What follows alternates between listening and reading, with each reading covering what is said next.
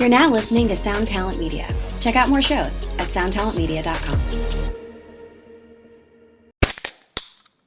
Hey, what's up, everyone? I'm Matt McGachy, the vocalist of Cryptopsy and the host of the Vox and Hops Metal Podcast, where I sit down with fellow metal musicians. We talk all about their lives and music while sharing killer craft beers. If you've ever wanted to sneak backstage and share a beer with one of your favorite musicians, well, Vox and Hops is the podcast for you. This week on the podcast, I dropped a killer episode with Kelly Schaefer of Atheist. There is this episode and over 440 other ones to help you enjoy life, metal, and craft beer. So what are you waiting for? It's time to become a Vox and Hops head. Cheers!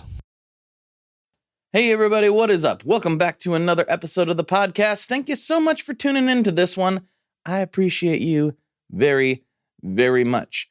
This week, I'm talking to my new buddy, Kyle Bull. Kyle is a YouTuber, and if you spent any amount of time searching around for metal amplifiers and demos of metal amplifiers, you have almost certainly came across his content before. He does a lot of amp demos. In fact, it was his demo of the Orange Rocker 30 that sealed the deal for me on that thing. I remember watching his demo and thinking, wow, that thing has way more to it than most people would expect, and he did a great job at showing all that off. He's recently became a full-time content creator, and I wanted to get his story. So we sat down, we talked amplifiers. He gave me some schooling on the 5150. It's kind of bizarre that I don't own a 5150 yet, really. It's kind of stupid. But anyhow, he gave me some information on that, and we talk about a lot of different things. And without further ado, let's get into this episode. Let's get talking to Kyle. Let's go.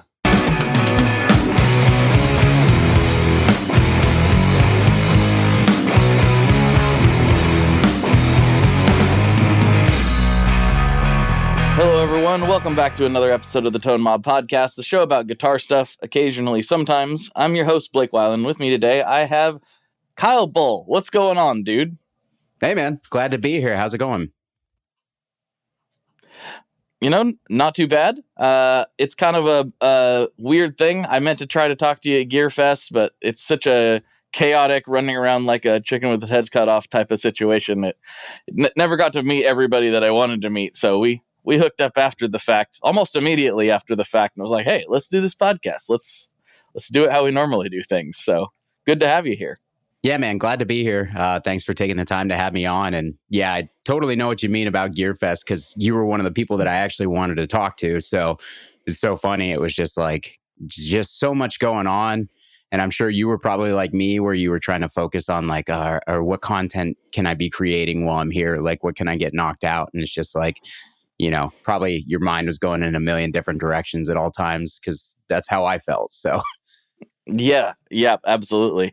But I wanted to personally, to say thanks, because you're part of the reason I bought my Rocker 30. I watched your demo. It's kind of an older one, I think, but I was like, one popped up at a local shop, and I was kind of, I don't know, maybe I'll drive up and check it out. Let's find some video. Oh, Kyle's got a video. Oh yeah, I gotta go. I'm gonna go buy that. Awesome, man. Always happy to hear that I'm part of a bad decision or a good decision, no matter what way you look at it, I guess.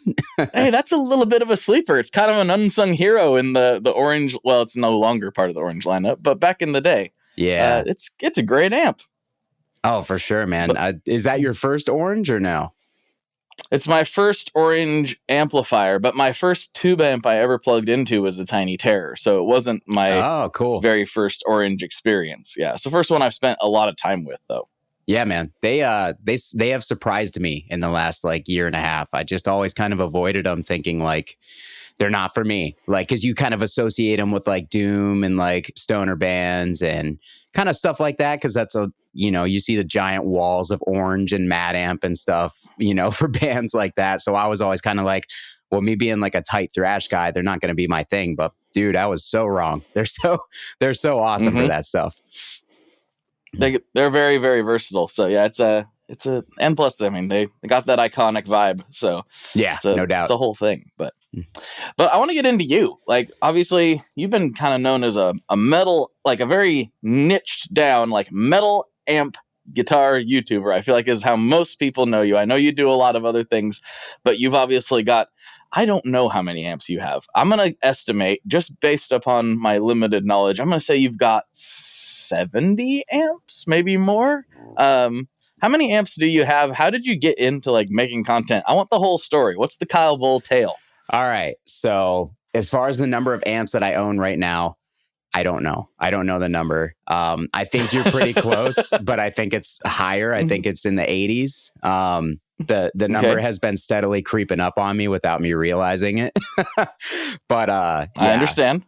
It's up there. So yeah, how I got into content creation. So I have just kind of been like chasing gear. I want to say since about 2015, I really started getting into gear. I've always just been, I kind of consider myself a casual guitar player. I've been part of the hardcore scene for 20 years now. I've been in many hardcore bands over that time. And really like guitar has always just been like my way of being part of that community, you know, and whether it be guitar, I'm also a drummer. I play bass. Like I do anything I can to be in a hardcore band that gets to play out of town shows. So, you know, that's kind of been my thing for a long time. So around 2015, I don't know what happened. All of a sudden, I just got really, really into gear. I had always been somewhat interested in, I would say 2010s when I bought my first tube amp. It was a Madison Divinity. My band at the time that I was touring with, Represent, a straight edge hardcore band, we were touring the US. The amp broke down on me multiple times. So I got to borrow a lot of people's stuff while we were on that tour.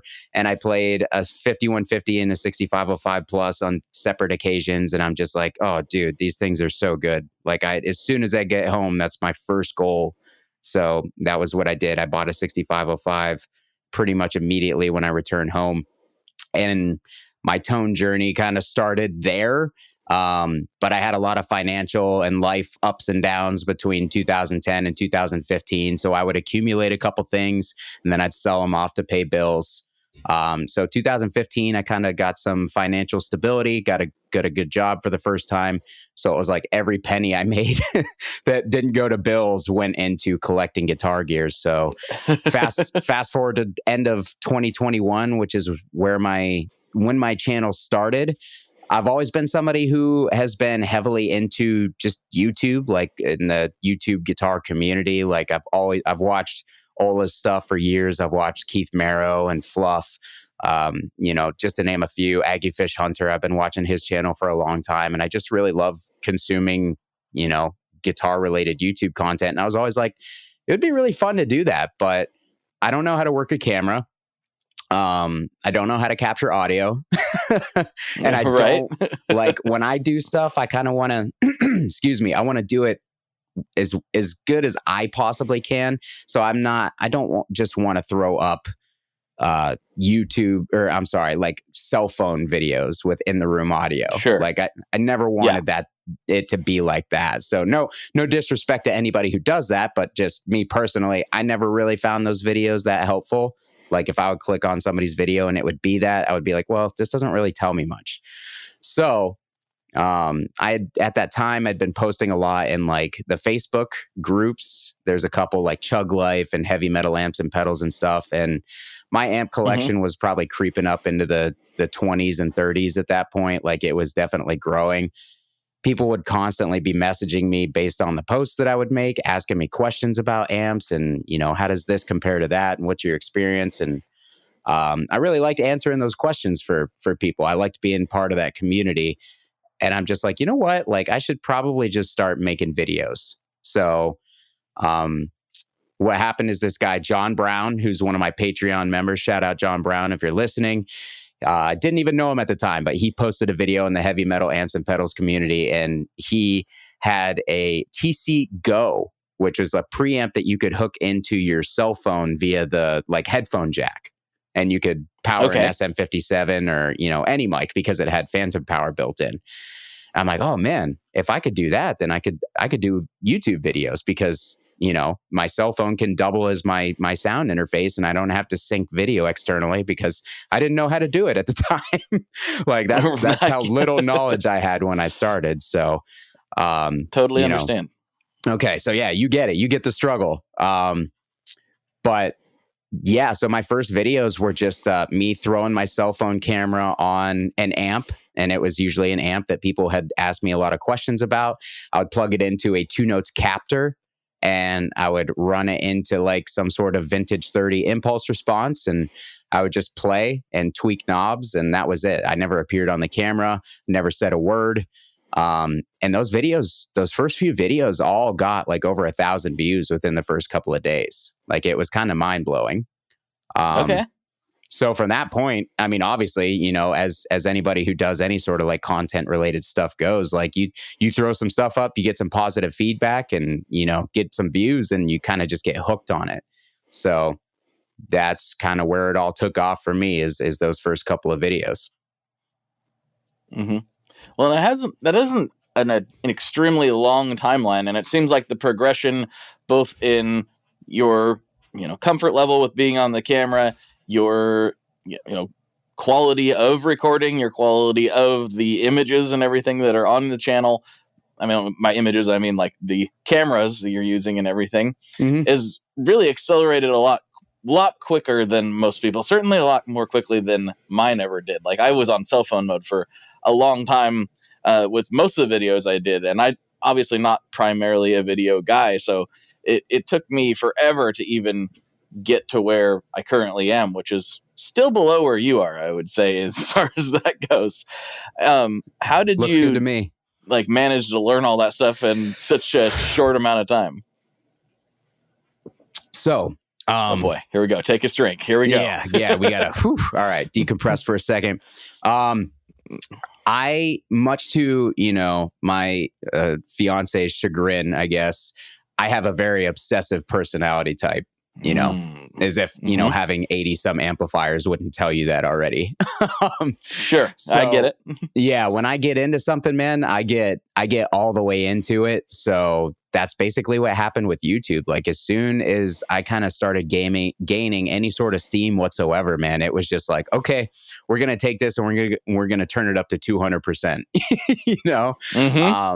So yeah, luckily, I mean, I just there are times in my life where I was not in a good position financially, like was in a lot of credit card debt and everything. And luckily had pulled myself out of it, especially once I started the YouTube channel. So it was like, I could afford to upgrade my camera quickly. It was just a matter of, did I want to spend the money? Did I want to commit to learning how to use it and everything? And like I said, I want to say my first 10 videos were on a cell phone. And then after that, it's been a dedicated camera ever since. I bought a Sony a6000 and a Sigma 16 millimeter lens. Like I think my total investment into both items was like $650, maybe not even that. Not bad.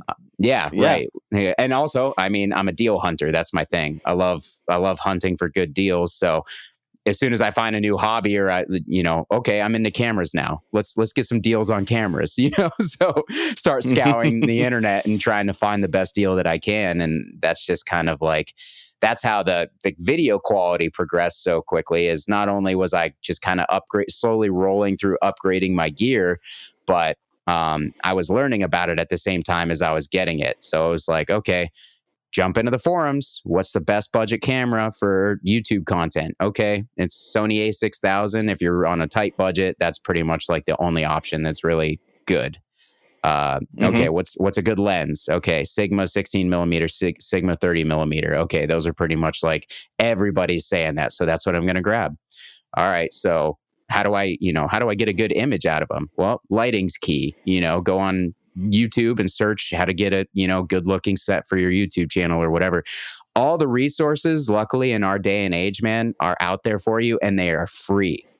And it's just an incredible time, especially if you're a content creator, man. Like all you can do is go on YouTube, search how to be a content creator. And within a couple hours of consuming videos, like you've got all the information you need to get started, not just from like a video audio standpoint, but from how to approach it, So I just, for 2 months straight, like when I got into the YouTube thing, it was just listening to podcasts, listening to YouTube videos in the background while I was at work doing my full-time job of like how to approach the YouTube thing, how to attack it to to basically make it grow quickly and make the quality of everything grow quickly at the same time. So that's what I did. I just kind of fully committed, and every second that I wasn't doing something else, I was learning about how to make my channel better. Mm-hmm. Well, I love that, because that shows like a very extreme level of dedication to trying to further your career. But I also like that you didn't start out that way. You know, I say that all the time. It's just put things out there. This day and age, there's really no reason not to. I mean, yeah, somebody might critique you, but somebody might critique you while you're, at the grocery store too. Who cares? It's going to happen regardless. You might as well try to do the thing that you really want to do during that process. So I love that you're like, all right, this is what I got. Let's try it. And, whether people like it or not will help determine the next step more so than whether I'm going to keep going or not. But, did you identify there's not a lot of people whose sole focus is amplifiers? I know that's not your sole focus, especially as you move forward, but it's definitely where you really hammered home. Or was that just, I love heavy metal guitar amps, so that's what I'm going to do? Was it a little of both, or how did that become your quote unquote thing? Yeah, it was basically that. It was a little bit of both. Like, this is what I know the most about. This is what I'm the most passionate about, and, when it comes to gear. And I do feel like there was a little bit of a hole, like, of course, like Ola and Fluff, those dudes both cover tons of amps. But like, and I love both of those guys, Fluff's a friend now. Like, there was just, I feel like maybe there was just something that I wanted to see out of amp reviews that maybe I wasn't seeing in their reviews. And nobody really was doing like deep dives on amps where they were just sitting next to them and playing them and describing what was going on with the amps. You know what I mean? Which is kind of what I want to know. Because like, if somebody just sits down and plays it, you have no idea how the amp feels. You don't really know how the EQ is reacting if you don't understand that stuff. Like, if you're not an amp nerd, who's like dug into that stuff for a long time. So like, explaining to the viewer like how it reacts, how does it react to different pickups, how does it react to overdrives, to different speakers, and there's just a lot I feel like that goes into an amp, or I guess a proper amp review that I wasn't seeing from other people. So that was kind of the approach that I wanted to take. I wanted to sit next to it. I wanted to tell you everything that I was hearing, everything that I was feeling from that amp. And hopefully that gives you the clearest possible picture of that amplifier for that use. You know what I mean? Because obviously I'm not a very dynamic player. I focus on hardcore punk and metal tones and playing. But it turns out that there was a pretty good portion of the YouTube demographic who was watching guitar videos who felt like they weren't being represented. And I just happened to tap into that because that's what I was interested in, because I didn't necessarily feel like I was being represented. So it kind of just, that's what happened. It turns out like I wasn't the only one. You know what I mean? Totally. Yeah, it's a strange thing for me, because that's definitely the world in which I live and what I listen to. But I think if you were to look at my Instagram or any of the other content that I've put out over the years, it may not be readily apparent until you listen to the podcast and see that's like a good portion of the people that I'm interviewing and the things I tend to talk about. I feel like I somehow got somewhat segued gear-wise into a little more of a I don't know what genre you'd even say, more like a shoegazy indie rock thing, because I got so obsessed with pedals. Yeah. Just absolutely obsessed with all of the weird pedals that are out there. And so I actually found myself, even though I'm, spending my time listening to Knocked Loose, I'm actually spending more time like playing ambient and weird, like shoegazy, noisy stuff. So finding your channel and finding some of the content like that has brought me back around where I'm like, wait a minute, I don't have a 5150. What am I doing? I've got to get back to my roots a little bit here. Like, what's going on right now? Yeah. I've got a big hole. I don't know what's going on right now. So I'm looking at some of the Rev stuff, especially after meeting those guys at GearFest. And, but I've got like a giant 5150 sized hole in my heart right now that I gotta plug. So I'm trying to figure out which direction to go. Well, you're the perfect guy to talk to. So there's like all this controversy. Like, do you need a block letter? Or the 6505 is the same, or blah, blah. Oh, this 5153 is the one. Like, What's this? What's the deal? Where does a guy even begin with the 5150 journey? Oh man. Well, the first thing that you have to know is if you're looking for the 5150 thing, they all do it. They all do it. And it's really just going to come down to your own subjective opinion. What are you looking for and what do you like? The differences between all of them are, fairly subtle. It's not mountains, like they're just tiny little differences. Obviously the EVH stuff is more different. It's more set apart than the PV stuff. They both kind of have their own individual things going on, but like in the grand scheme of amplifiers, they're not hugely different. So the block letter thing, like 100% myth. There's nothing better about a block letter versus a signature versus a 6505. That whole myth was born, everybody knows this story at this point if you're into the 5150 lore at all. But at the same time that they had to change from the EVH faceplate because EV was like trying to sue them or, basically cease and desist because that was their kind of trademark. They switched over to the signature on the PV 5150. So it's got Eddie Van Halen's signature. At that same time as they were rolling those new ones out, they ran out of the USA tubes that they had been stockpiling for years and years, and they had to source different tubes. Those are what really rolled out in the signatures, and that's why people noticed a difference in the way that they sounded. But as far as like internal like components that you can't change without a soldering iron, like they're the same amplifier. And same goes from the 5150 signature into the 6505 line. Same amps, same specs. The only thing that's really changed in that main amp line over the years is they had to switch transformer manufacturers at some point because the transformer manufacturer that was making them for them, they either closed their doors or something happened where they weren't doing business anymore. So PV had to take the same transformer recipe and then just take it and have somebody new make it for them. So other than the switch of, moving from the USA to China, there has not really been any changes. And even so, moving their manufacturing over to China, they're still made to the same circuit, still the same values, still supposed to be using the same parts and everything. So, I mean, for all intents and purposes, if it's a PV 5150 or 6505, it's the same amp. And then same with the 5152 or the 6505 plus, all of that still applies.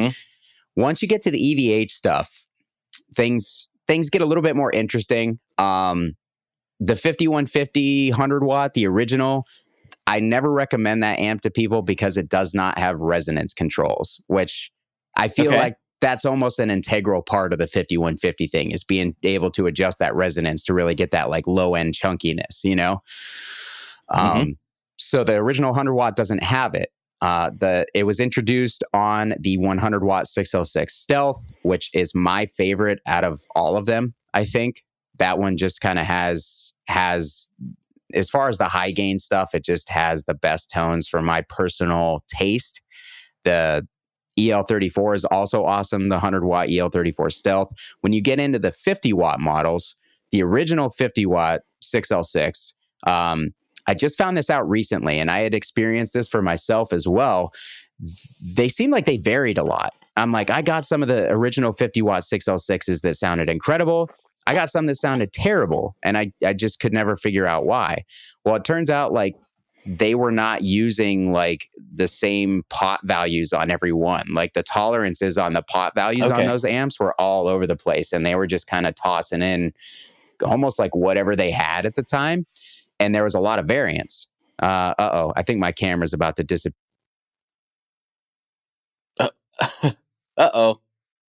A MacBook, so we're good. All right, that works. That's a smooth transition. That was awesome. Was so smooth. That was incredible. Yeah, I didn't touch a thing, man. Technology. Tone Talk. I don't know if you ever listen to that show. Mark Uzansky, Dave Friedman. If you guys don't, a little bit, yeah. Okay, yeah. If you're an amp nerd, man, there's a lot of good information on those shows. So they were talking to Howard Kaplan, who was the designer at Fender at the time, who worked on those. And, he's the one who kind of spilled the beans on all that. So when they went over to the concentric pot version of that 6L6, which is, the volumes and gains were stacked for channels 1 and 2, so you could adjust them individually. That's when everything started to even out. So people think that there's a big difference between the non-concentric pot version and the concentric pot version. And on paper, there shouldn't be. But what it is the original one, the pot values are going to be all over the place. So you may get one that sounds great. You may get one that doesn't sound so good. And then, the EL34, that blue channel on that one, kind of notorious. It's got that C137 resistor on the blue channel, so it's a lot tubbier and a lot chunkier from the factory. But you can clip that guy, and it's the same as all the other ones. Like, it goes back to the same circuit, and then the Stealth is just, it's just a different flavor. So really, it comes down to, they're all different flavors.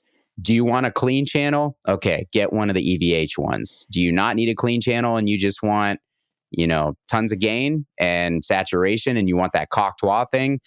You can really just kind of get any of them. You know what I mean? They're just going to be subtle variations on the theme. So they're all awesome, in my opinion. Right. So basically, the thing I need to do is find the best deal on one that's local and go play it. And that's pretty much it, right? You got it, man. Yeah, that's kind of the best way to do it, for sure. Sounds good to me.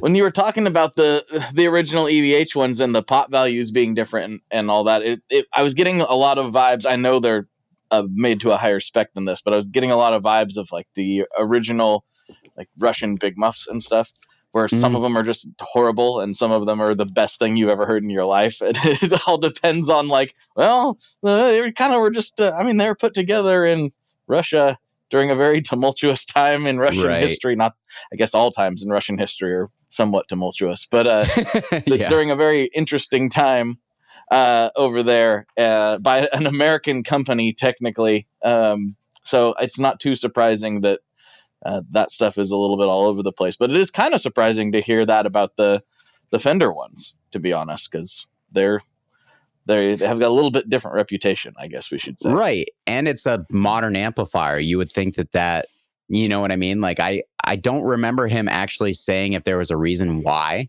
that they were doing that, but I found that really interesting too. I was just like, how does that happen? Like these were put into production in like 2007 or something, so. It seemed odd to me. I'm not sure why that happened, but to learn that just kind of made a lot of things click in my mind as to, I'm like, why do some of these men sound so good and some sound really not?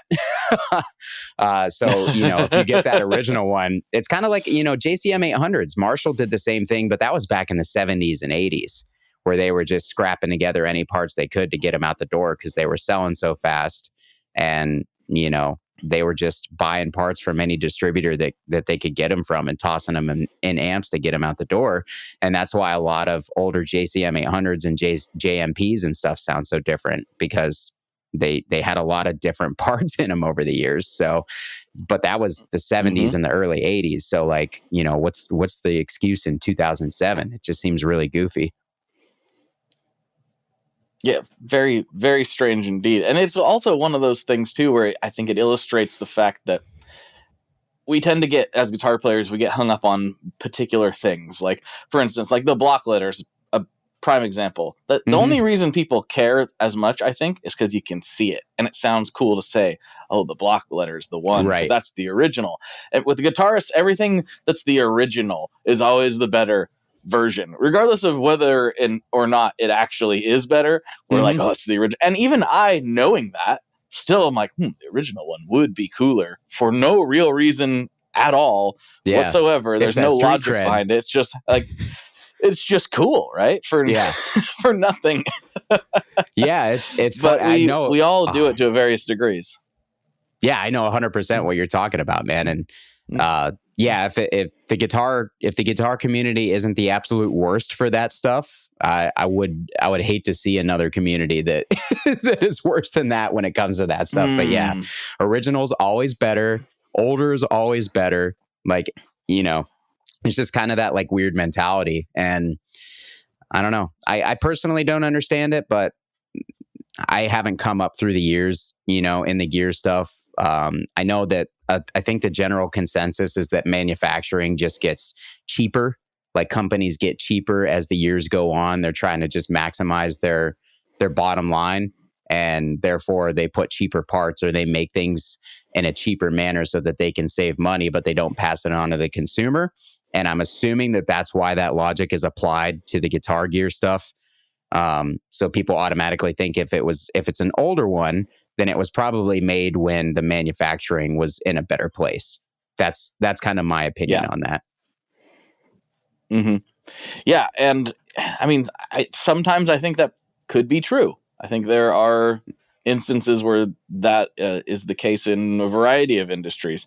But seeing behind the curtain quite a bit at this point in my weird career that I've had, I can tell you that companies will improve their processes too over time, to where maybe it's cheaper to make, maybe it's not, but I can tell you that I've watched people be like, oh, we found a better way to do it that's faster, more efficient, and actually a better quality way to do it as well. Those improvements do exist, and it's very likely to happen.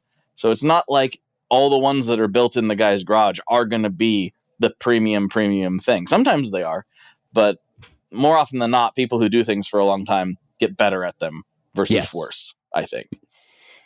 Yeah, I would agree with that. And you can trace that through even like manufacturing countries over the years. Sorry, I'm going to try to get this thing working again. No worries. If you go in the forums and, for a while I was a huge Les Paul nerd. I love Les Pauls. And I think you are too, right? You own a lot of Les Pauls? Oh, yes. Yeah, that's what I thought. 1, 2, 3. I got 3 Les Pauls, other Gibsons, but yeah, 3 Les Pauls. So okay. Yes. Okay. So have you just gone down the rabbit hole of, let's say like imports over the years at all? Like, especially the Japanese stuff, there's a huge community and kind of like fan base around the Japanese copies like Tokai, Bernie, Greco, stuff like that. Yeah, I haven't went down the rabbit hole, so to speak, but I've played a lot of those examples. I own an Orville bass, so I didn't end up picking up any of them. But I have played a lot of the Japanese stuff over the years. There seems to be an odd amount of it, at least an oddly high amount of it in Portland for whatever reason. So I see a lot of it. I don't know what that is. I don't know if it's just because we're weirdos or what the story is, but it's probably there seems to be a lot of it floating around here. Yeah. but I mean, largely they are very interesting. Like it makes me wonder like what was in the water, at the time, that there were so many of these copies at a very similar time period that were in a lot of ways exceeding the originals. But I mean, by asking that question, I'm assuming you did go down the rabbit hole a little bit. So I did, but I never owned. The only ones I've owned are a couple of Edwards that I have right now, which, I mean, those are modern productions, so they really don't even count as much as the other stuff. But sure. Yeah, I'm not sure why the market was so huge for them in the 80s, because that's where it seems like most of the really good ones are, the 80s and 90s. But to the point that you were making of like people just get better at making things over time. Well, when the guitar makers first started, commissioning and having guitars built in Japan, it was kind of considered a subpar manufacturing location. You know what I mean? Like there was, it's a Japanese guitar, it's crappy. But over the years, the Japanese companies that were making these guitars got so good at making them that the quality started to exceed the USA manufacturing. You know what I mean? Like you said, there's a large cult fan base for those who think that Japanese guitars are better than USA guitars. So once the Japanese manufacturing got expensive, okay, well, we're going to switch everything to Korea because Japanese guitars are no longer cheap to manufacture, and the same thing happened. Oh, it's made in Korea. It's probably not any good. Right. And then, okay, well now, Korean guitars are highly sought after, especially if you like LTD or Schecter. Some of the older ones that were made in Korea are now considered like premium models versus what they're Indonesian, Vietnam, and Chinese models. So it's like, yeah. So it's like, it's just a matter, once a country of manufacture and the the manufacturing companies, I'm having a really hard time thinking of the word that I'm trying to actually say. But you understand, like the companies who are making these guitars I do. Yeah. that are subcontracting, those facilities, they get better at making those guitars and the quality of those guitars goes up.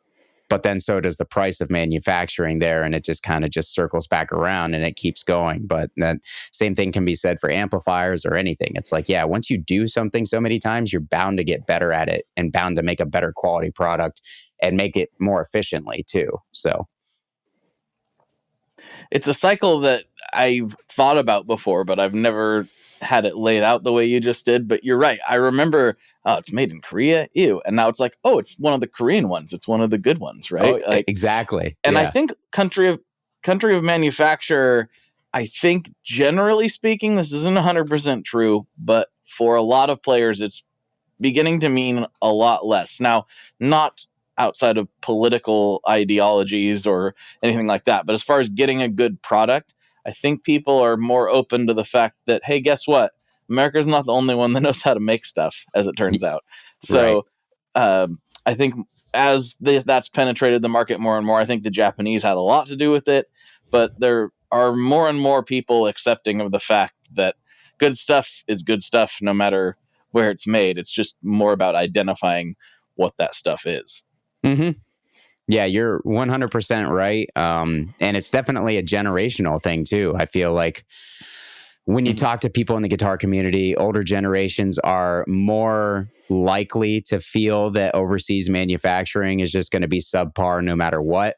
And, you know, kind of as you get into the younger generations, that mindset kind of tends to dissipate a little bit. And people are definitely a lot more accepting of the fact of, oh, a great guitar can be made anywhere. It just matters how good that particular guitar was put together and, you know, the materials that were used for it. And that's really all it comes down to, you know? Hi, I'm Vincent, and I'm here to talk about the Merit Mercury X. My dad's always going on and on about how cool Maris is. He really went off on one about the Mercury X the other day. He said something about a 4,800 hertz sample rate and 99 preset locations and 33 banks, and something along the lines of the most advanced reverb pedal ever devised by man? That's all true, but I only care about one thing. This pedal sounds sick. So make sure you check out the Mercury X and all the other fine products at maris.us, as well as fine retailers worldwide. All right, Dad, now can I have my Pocky?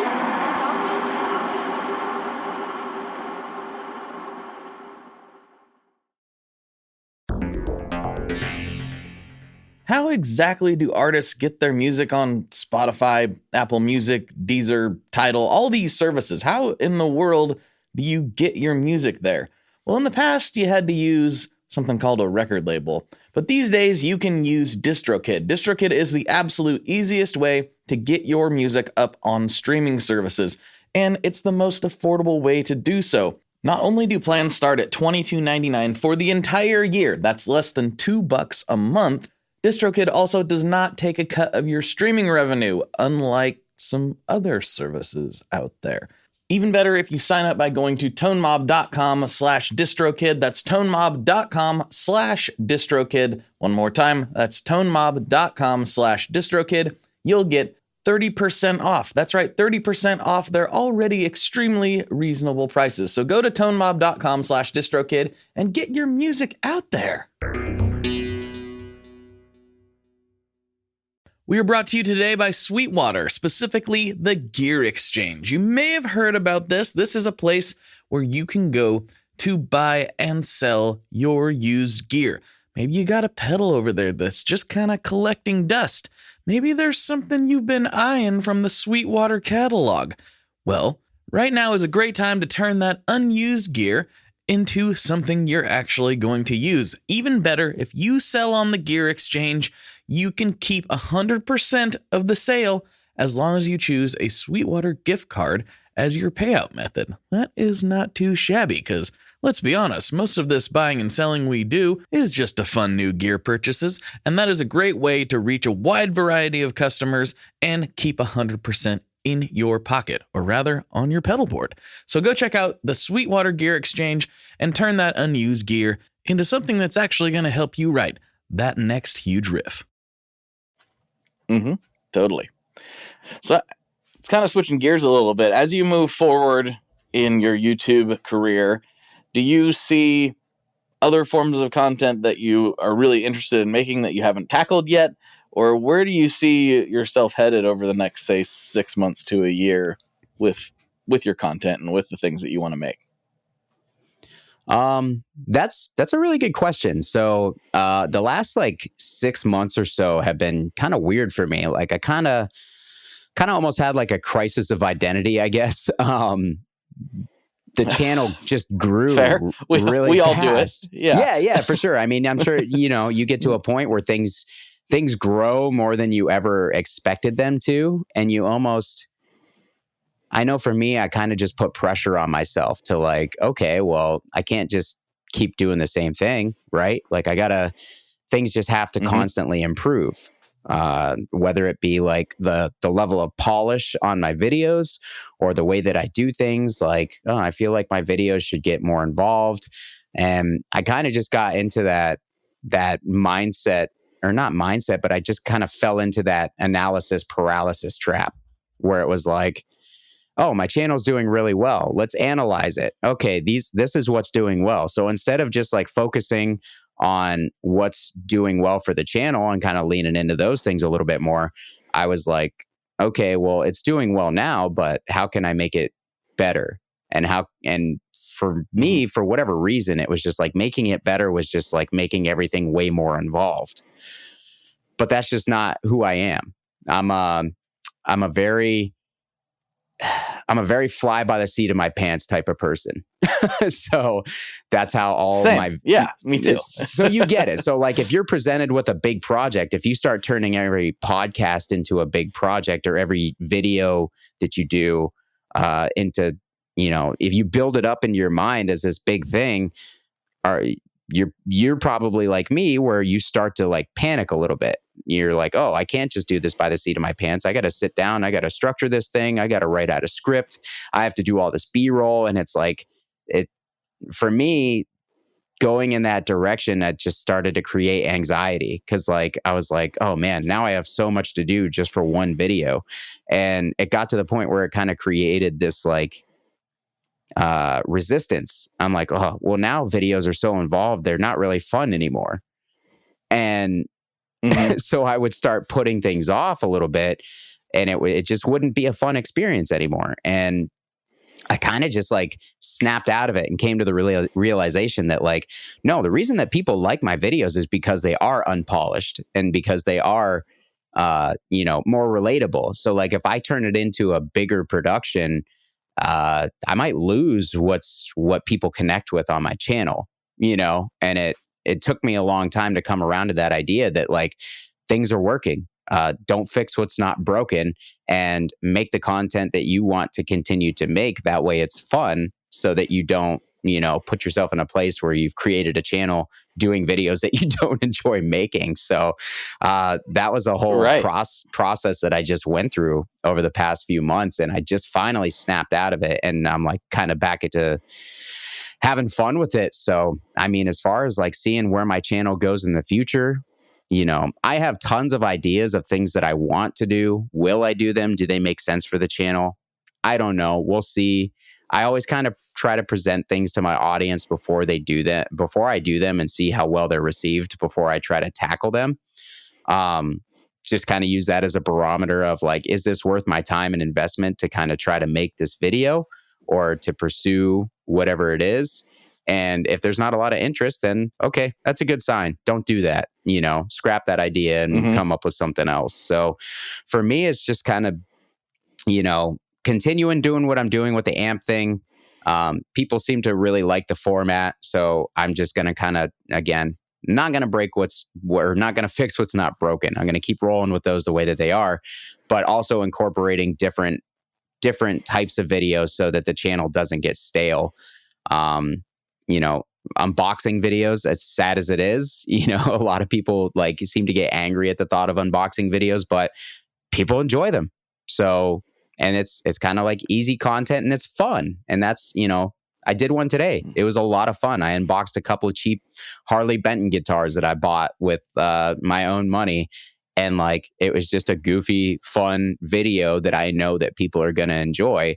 And, other than like trying to be educational when I can, when it comes to like the history of amps or, shedding light on an amp that's kind of a sleeper that people may not know about. That's something I really enjoy. Like overall, it's for entertainment. Like if I'm entertaining people and maybe they're learning about a new product in that video that they didn't know about before, and now maybe it's interesting to them or it's helpful to them or whatever, that's all I can really ask for. You know what I mean? Like that's a win for me. So just kind of continuing down that path of like what's going to be fun for me, what's going to be helpful to the viewer, and what's going to be entertaining to the viewer are kind of like the three things that I try to keep in mind when I'm coming up with ideas for videos. I like that you said that, because I've struggled, as listeners are very aware, like this is my favorite thing to do. This is what I enjoy. I like interviewing people. I like having these conversations. This is my favorite not only my favorite content to make, but it's also my favorite part about what I do for a living, is sitting down and doing this. Mm-hmm. I don't love making videos. I don't love, like, these are okay because it's just recorded conversation. Right. But I don't love making demos. It's not my favorite thing to do. I don't mind doing short clips. I don't mind that, but I don't really love sitting down and being like, here is this pedal today, and here's all the settings that you could possibly do.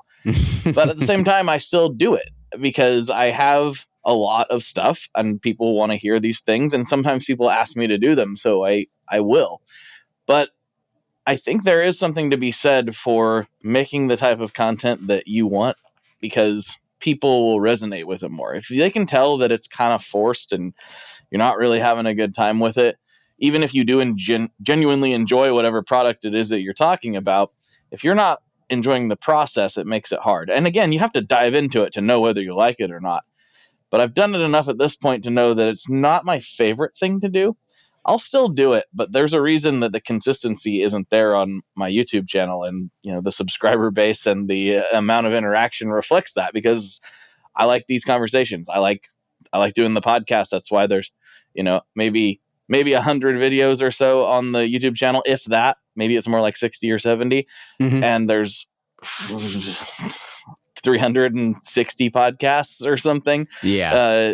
Publicly facing, not to mention Patreon and all the other stuff.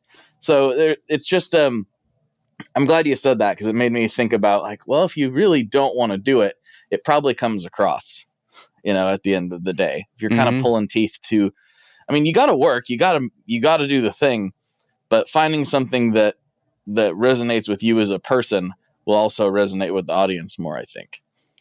Oh yeah, 100%. Like the audience can see through that, and that's what people tell me that all the time. Luckily, I don't think it ever got to a point where like people could sense that I wasn't enjoying doing the videos, because it was like kind of once I got into that, I guess, flow state, you might refer to it as a flow state, like getting myself hyped up to do a video, because it requires energy. Like if I were to be just like the base level version of myself on camera, which is kind of what I was in earlier videos, like it's just not as entertaining. Like you kind of have to ham it up. Like, not that the person that I am in my videos is not who I am, because it very much is, but it's like it's me, but taking the energy up, 2 levels. You know what I mean? So it's like, to do that, like if you're not in the mood or the mindset to do that, man, it's exhausting. Like there were days when I filmed a 30-minute video and I felt like I got hit by a truck afterwards. And that's going to sound ridiculous to somebody who's never done it before, but it's like, it requires a lot of energy to put your brain in that state and try to focus on all the points that you need to hit, try to make sure that your energy's up, try to make sure that like you are being entertaining and not just like reading off the facts. Okay, well, here's the treble knob. It adjusts the treble. Nobody wants to hear that. Of course it adjusts the treble. Like how can you put a spin on it to make it seem interesting to the viewer, or, just not be that guy who just reads off the spec sheet and then plays a couple of riffs? Like how can you make them want to stay for whatever it is that you're going to say next, So it's like, that's when you're not in the mood or the mindset to do that, it's taxing. It's physically taxing. It's mentally taxing. And I hate to sound like I'm complaining in any way, because I'm not. I love that this is my full-time job. I'm incredibly unfortunate, or I'm incredibly fortunate that Freudian slip. I don't know. No, but seriously, man, I love doing this. And I go through phases where sometimes it does feel like work, and sometimes it's just, I'm getting paid to have fun and be an idiot on camera and play guitar. Like I couldn't ask for anything better. But when you're struggling with it a little bit, and for, like I said, there were reasons that I was creating in my own head. There was no reason for me to be struggling other than putting too much pressure on myself. And it can be a lot of work. So yeah, if you are trying to force yourself to do videos or to do content that you don't really want to do, it's probably going to come across to, the viewers, to the fan base of the channel, to the fan base of the podcast. They'll pick up on it, maybe not right away, but eventually, or even in hindsight. I bet you some people will look back on some of the videos that I did in that time period and be like, Kyle doesn't seem like he was feeling it, or he doesn't seem the same. Mm-hmm.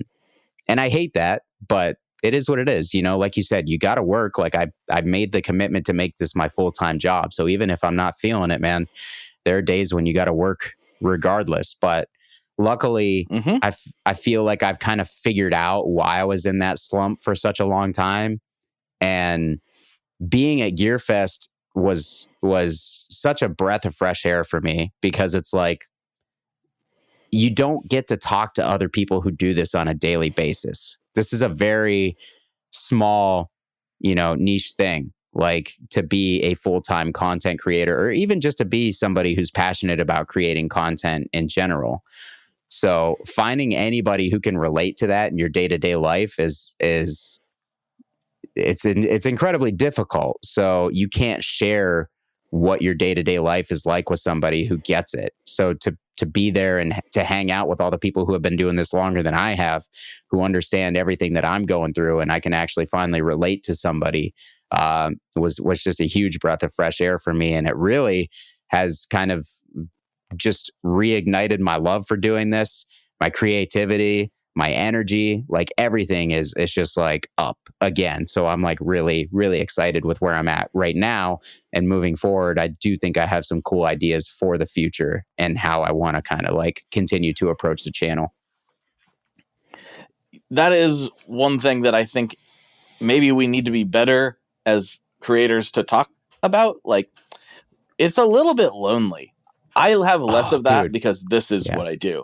Right? Like I get to do this. So I have less of that, but I still understand once the cameras are off and we're done, I'm out here by myself in this windowless shed. Now I love this windowless shed. I created it for the express purpose of doing all this stuff. Right. But at the same time, it is a little bit weird to have gone from, a career where there's constant interaction with other people to being mostly by yourself. Mm-hmm. It's kind of a weird mental adjustment that I don't know if we ever fully 100% make. You get used to it, but I do think that having those conversations with other people that do get it, it's like, this brand was kind of weird, or this other person was kind of weird to me online. And while that sounds kind of like dumb, like why would any of that matter? When those are the only interactions you're having, it can be a little bit challenging to process when you're not bouncing it off other people who have similar struggles, similar interests, similar things. I think people would be really surprised to see all the creators that are together at GearFest all sitting at a table and be like, what's Ryan from 60 Cycle and Glenn Fricker doing joking around together? On the surface of it, they couldn't be more different, right? Right. Yeah. But at the same time, they're friends. So I think people would be very surprised to see the kind of interactions, even though as genres, quote unquote, go in this world, there's like someone from every genre there. And I thought that was cool that Sweetwater's part of their purpose in doing that was to bring us all together, because they know we're all scattered throughout the world doing this in our version of a shed in the backyard. So it's a weirdly wonderful thing to get to do, but it definitely has highs and lows like anything else.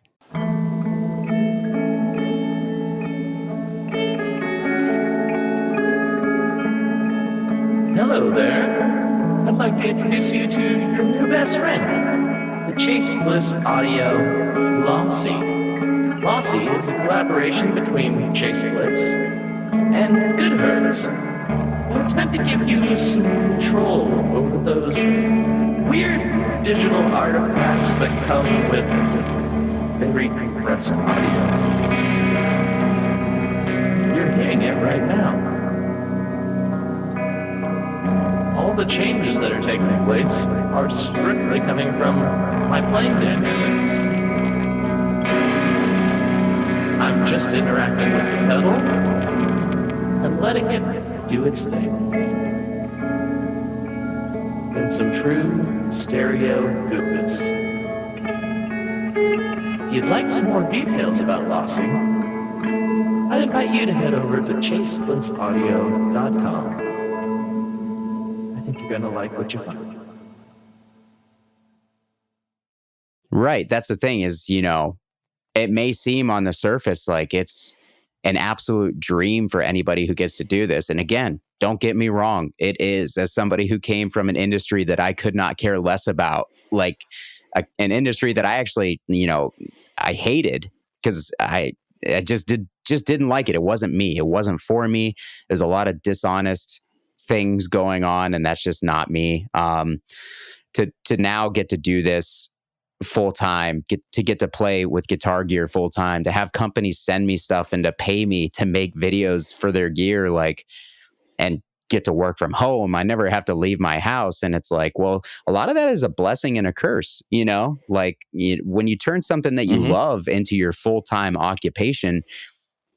I'm sure people hear people say it all the time, but when a hobby becomes your job, it's no longer your hobby, it's your job.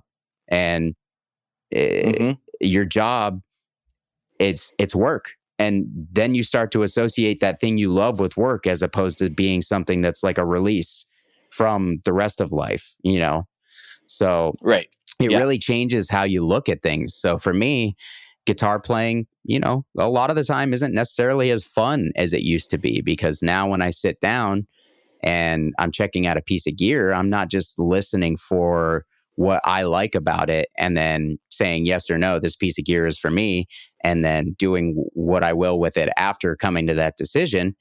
It's okay, well, now I have to look at this from a price point. Now I have to look at this from competition on the market. What else is out there that's trying to do the same thing? Now I have to look at this. If it's not for me, who is it for? Because I'm just not the type of person that believes that things generally are terrible or great. I think that pieces of gear are created for different types of people. So if it doesn't work for me, it probably works great for somebody else in a different situation. So I don't really judge things as necessarily good or bad unless they're functionally, just not doing anything what they're supposed to do. Yeah. Exactly. So it's just like, man, just sitting down and checking out a piece of gear for my own personal enjoyment, like that's a completely different thing than checking out a piece of gear. Even if I'm excited about it, I still have to sit down and look at it as objectively as possible, and try to draw those points in my mind, because it's my job. It's my job to do so. And I could go on video and just check it out as if I was sitting down and, checking it out for the first time for myself and just giving you my thoughts on it. But I would like to be a little bit more detailed than that, because again, I don't want to be the guy that's just playing a piece of gear on camera and not giving you any feedback about it. Like I want to know about it, and I want to know what its purpose is. I want to know where it exists in the market so I can give the viewer as much of that information as possible for them to make an informed decision. It's not about me selling you a piece of gear, even when a company pays me to make a video about it. I'm not trying to sell you that piece of gear. I'm trying to give you as much information and as much feedback as possible so you can figure out whether this piece of gear works for you or whether it doesn't. So that's a whole different level of pressure and analyzation that goes into checking out a $100 pedal than, if you're just kind of sitting down and checking it out for yourself. Sure. But also, I don't think I touched on... Oh, sorry, man. I didn't mean to interrupt you. But yeah, as I tend to do, I got off on a tangent there. But you're totally right. Like being a content creator can be a very lonely thing because you're doing it by yourself most of the time. And for me, I went from, like you said, working with a team of people in my previous career to just literally being by myself.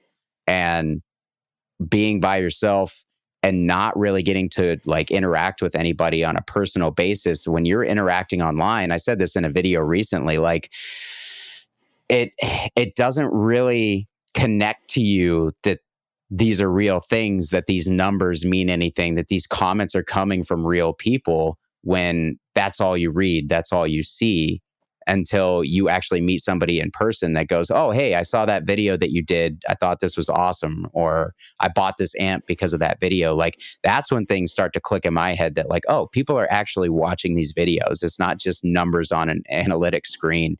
So like, even though you do have all these interactions with people online through a YouTube channel, through a podcast, it's still very, very lonely because they're not actual interactions in the same way that people are wired to, experience, I guess, if that makes sense.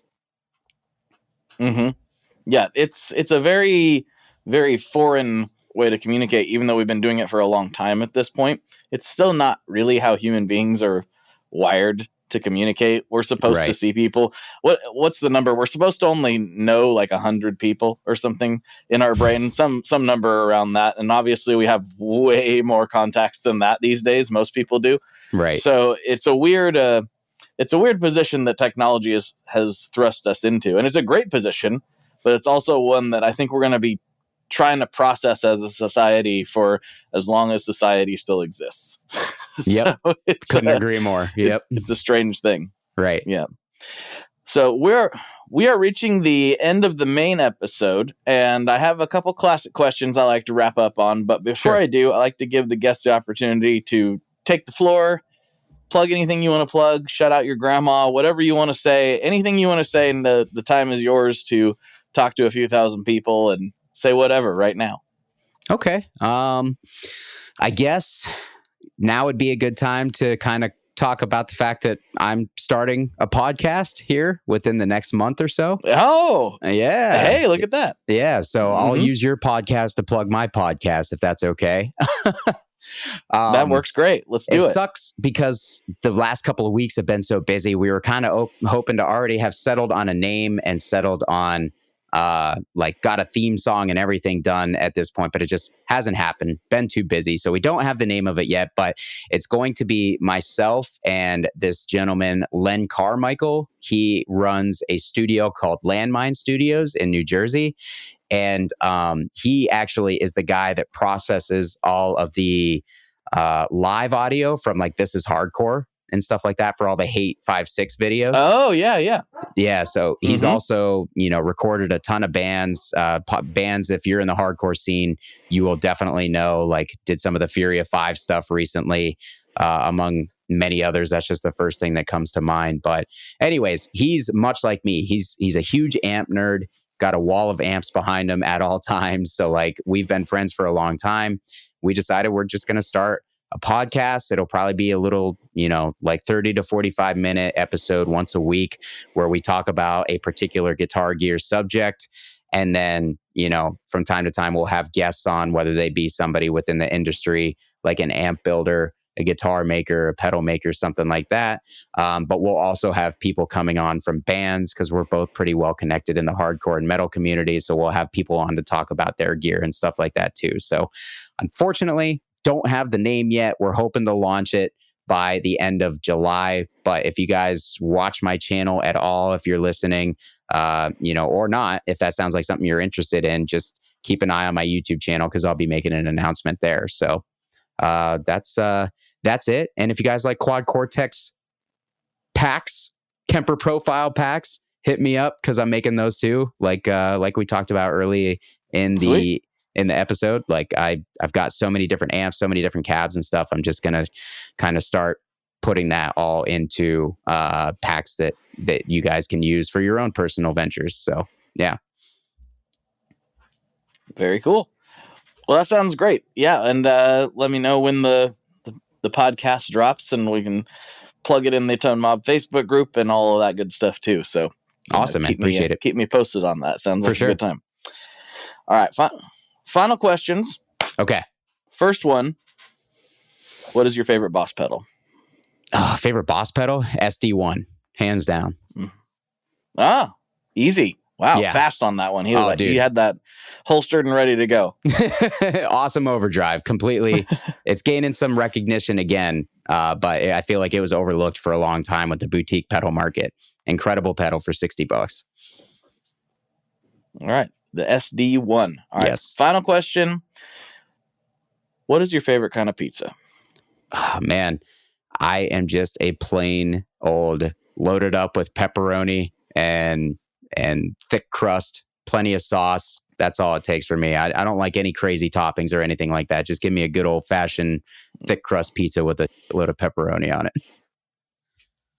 Thick crust as in like a Detroit style, or is there some other region that you prefer to grab? Like where's your brain there? All right. So pizza snobs are going to roast me for this so hard, but I don't care. All right. There's a chain called Marco's Pizza. And they were, for a long time, they were attached to like family video outlets and stuff like that, but now they're just their own thing. Okay. And I'm a total mark for their pizza, man. Like it's cheap and it's delicious. And like, I've tried to like get into like the expensive, local shops and stuff like that. Even going out of town, going to like the higher end pizza joints and stuff. And man, for me, maybe I'm just a trashy dude, but that Marco's always hits the spot for me. So it's not like a Detroit style or anything. It's just a thicker than normal crust, like kind of like a fluffy crust pizza. That's just kind of what I'm into. But yeah, I'm not ever mad to have a Detroit style pizza or even a Chicago where it's almost basically like lasagna. Like generally, if it's pizza, sure, I can get down with it. So. Marco's Pizza. Shout out Marco's. I'm not familiar with Marco's, so I'm going to have to do some investigation. I can't comment on how I feel about it. I'm just going to have to go with you on it. So maybe that's for the best. Yeah. If you ever come across one, man, just try, order something from it. I mean, it's cheap, so you won't really regret it anyways, but it's really good stuff. Sounds good, man. Well, let's see. We slide over to Patreon and see what kind of shenanigans we can get into over there. Does that sound good? Sounds good to me. All right, everybody. All right, for Kyle, this is Blake. And as always, folks, good luck and good tones. All right, folks, there you have it. I hope you enjoyed that episode. Please make sure you check out Kyle's content. Go over to his YouTube channel, which will be linked in the show notes, of course. Follow him on the socials, all that good stuff. But don't do it if you don't like riffs, because this man will bring the riffs to your ears. So if you don't like riffs, don't go check out his content, because you're going to be sorely disappointed, because he's got a lot of riffs. And you know what else he has? Words. Lots of them. In fact, there are more over on Patreon. Kyle and I sat down for an extended little chat over there. So if you want more content beamed right to your ears every week, and you want to help support this show, please go to patreon.com/tonemob, where for $5 a month, you will get extra episodes beamed directly to your ears every single week. And there's a lot more content coming. I still have a lot more I'm going through from GearFest. And after I get back from this weekend, which as you hear this, I am back, I should have even more from the Farewell Festival here in Oregon. I'm actually going down there to record some interviews, hopefully, with some pretty cool people. And we'll see how that all shakes out. I don't want to promise anything because I'm pre-recording this intro and anything could happen at one of these festivals. So we shall see. But hopefully I have more content from there as well.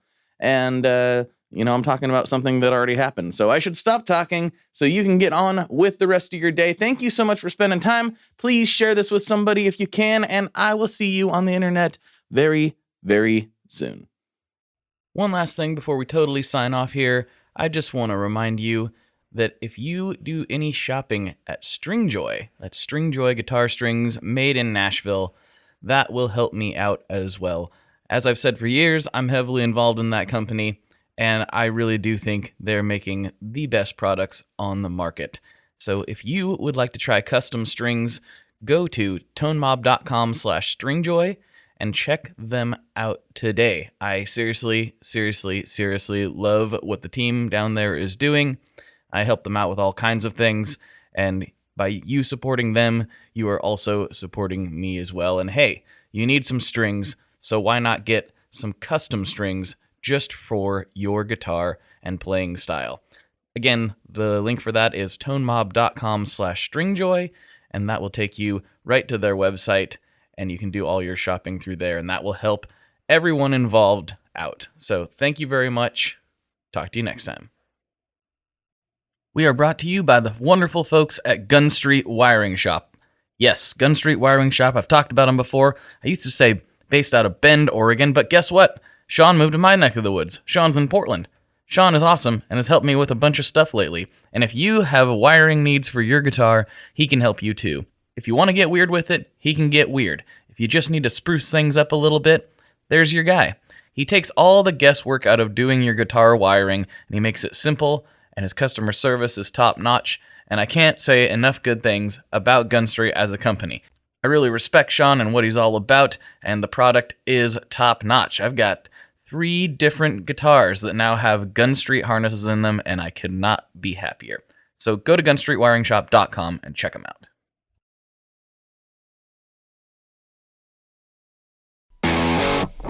Ever wonder what a punch from Elton John feels like? Or how you'd cope with having turned down the chance to be in Nirvana? Or what signal Keith Richards gives when he wants you to get the hell out of his hotel room? Fans of Too Much Effing Perspective don't have to wonder, because they've heard these exact stories and a jillion others on our podcast. I'm Alex Hoffman, former tour manager for Radiohead. And I'm musician and comedy writer Alan Keller. On the TMEP show, we get guests like Nancy Wilson from Heart, Jeremiah Freites from the Lumineers, and Modern Family's Julie Bowen to tell us things they may have only shared with their therapist, clergy, or a TMZ stringer. So join us on Too Much Effing Perspective. That's EFFING Perspective. The only podcast you crank up to 11. Hey, this is Mike Wiebe, and I'm the singer in a band called the Riverboat Gamblers. And I'm Zach Blair. I play guitar in a band called Rise Against. Mike and I also have a band called the Draculas, and we also have this great, amazing new podcast called Zach and Mike Make 3. Yeah, each week we're going to ask ourselves and we're going to ask our guests what 3 favorite things they are into at that moment or in their entire lives. And then we're either going to agree with them or we're going to make fun of them. And you're going to listen to it and you're going to like it, or we will make fun of you. How about that? I just flipped it on you, the person listening to this right now. But we're going to do it every week here on the Sound Talent Network. Once again, it's called Zach and Mike Make 3. Yeah.